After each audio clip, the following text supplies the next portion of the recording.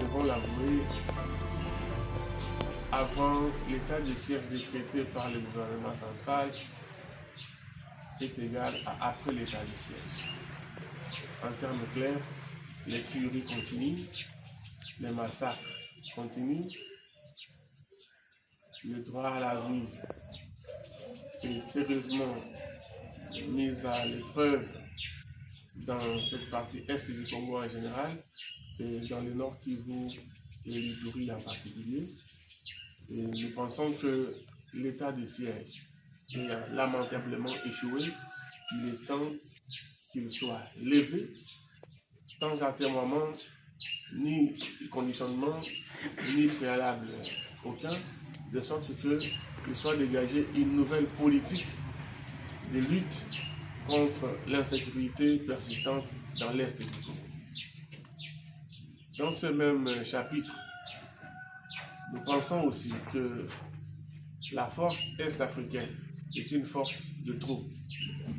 Elle est une force inutile dans la mesure où elle ne permet pas de répondre au problème de fond qui est celui de mettre fin définitivement à la guerre. Nous exigeons aussi que cette force rentre d'où elle est venue. L'enrôlement n'a pas encore commencé, mais dans la partie où l'enrôlement a déjà commencé, on sait très bien que cet enrôlement rencontre deux problèmes majeurs.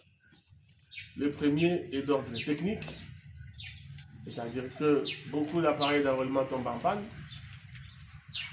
beaucoup de cartes d'électeurs qui sont émises ne sont pas aussi lisibles et donc sont peu fiables.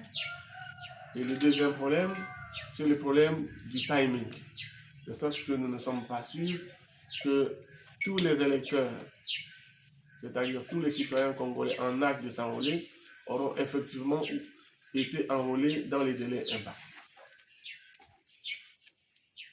Et en rapport avec ce constat, nous nous disons très clairement ceci: il ne sera pas autorisé à quiconque de continuer à exercer ce mandat électif de 5 ans qui a été octroyé en 2018 au-delà du délai constitutionnel. En d'autres termes, au mois de décembre de cette année-ci, toutes les institutions de la République auront leur mandat caduc. Elles seront devenues à la fois illégitimes et illégales. C'est pour cela que nous disons clairement que si les premières analyses démontrent qu'il n'y aura pas d'élection dans les délais constitutionnels, c'est déjà maintenant qu'il faut appeler à des concertations nationales pour que, ensemble, les Congolais décident de la manière la mieux appropriée pour gérer le processus électoral à venir. Mieux vaut se concerter au moment où les esprits sont encore assez lucides et apaisés que d'attendre le moment où la guerre entre différents intervenants aura été déclenchée pour après appeler à des concertations. C'est donc une question de responsabilité.